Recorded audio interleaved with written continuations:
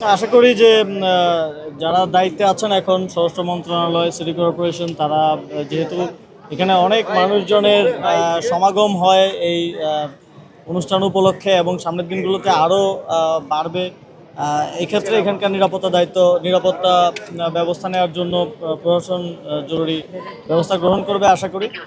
এবং এই আমাদের ঐতিহ্যের একটা আমাদের অনেক পুরোনো একটা ঐতিহ্যের অংশ এই স্থাপত্য এবং এই যে অনুষ্ঠান দীর্ঘদিন ধরে হয়ে আসছে, 400 বছর ধরে হয়ে আসছে এবং এই স্থাপত্য প্রায় 400 বছরের পুরাতন। এবং আমাদের এই যে ঐতিহ্য এবং এই স্থাপত্যের যে নিদর্শন আছে, এটাকে আমরা বাংলাদেশে, পৃথিবীর বুকে তো নাই, বাংলাদেশেই সেভাবে প্রমোট করতে পারি নাই জাতিগতভাবে। আমরা আমাদের এই দীর্ঘদিনের যে ঐতিহ্য এবং স্থাপত্য শিল্পী, এটাকে পৃথিবীর সামনে তুলে ধরতে পারি নাই।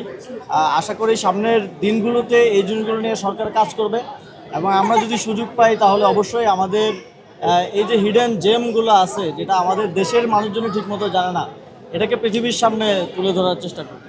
আশা করি এবার আশুরার এই অনুষ্ঠানমালা এবং কর্মসূচিগুলো সকল নিরাপত্তা রক্ষাকারী বাহিনীর সহযোগিতায় এবং ব্যবস্থাপনায় যারা আছেন ওনাদের এই পরিশ্রমের ফলে খুব সুন্দরভাবে আয়োজিত হবে। এবং নন ইনভার্টার এসির দামে ঘরে আনুন বিদ্যুৎ সাশ্রয়ী ইনভার্টার এসি।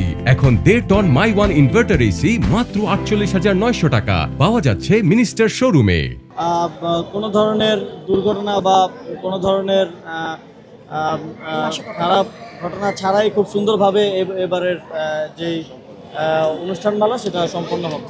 না, আমি এখানে এর আগেও কয়েকবার আসার সুযোগ হয়েছে আমার, এবং আজকে আমি দেখলাম যে মূলত এখানে যে আমাদের প্রায় 400 বছর পুরনো এই স্থাপত্য শিল্প, এই যে আমাদের পিছনে যেই ভবনটা দেখা যাচ্ছে, এবং এই ওনাদের এই আয়োজনটাও অনেক পুরনো এবং নিয়মিত ওনারা এটা করে আসছেন যুগ যুগ ধরে, শতাব্দী ধরে। এটা আমাদের এই যে আমাদের যে ডাইভার্সিটি আমাদের দেশের মধ্যে, এবং এই যে বিভিন্ন ধরনের কমিউনিটির যেই বিলিফ এবং তাদের কর্মসূচি বছর জুড়ে থাকে, এটাকেই এই এই প্রোগ্রামের মাধ্যমে এবং এই জায়গার মাধ্যমে ফুটিয়ে তোলা হচ্ছে। এবং আমি মনে করি এই ধরনের প্রোগ্রামগুলোর ক্ষেত্রে সরকারের আরও বড় পরিসরে সহযোগিতার হাত বাড়িয়ে দেওয়া উচিত। এবং এই যে দেখেন, এই জায়গাটা খুবই ছোট হয়ে যায়, অনেক মানুষ আসবে সামনের দিনগুলোতে। আজকে তো তাও কম ভিড় আছে, আমি এর আগে একবার এসেছিলাম, ঢুকতে অবস্থা খারাপ হয়ে গেছিল। তো এইখানে যদি সরকারের পক্ষ থেকে আরও বেশি সহযোগিতা থাকে এবং থাকে, তাহলে আমাদের ওনাদের এই কমিউনিটির প্রোগ্রামটাকে আরও সুন্দর করে আয়োজন করা যায়।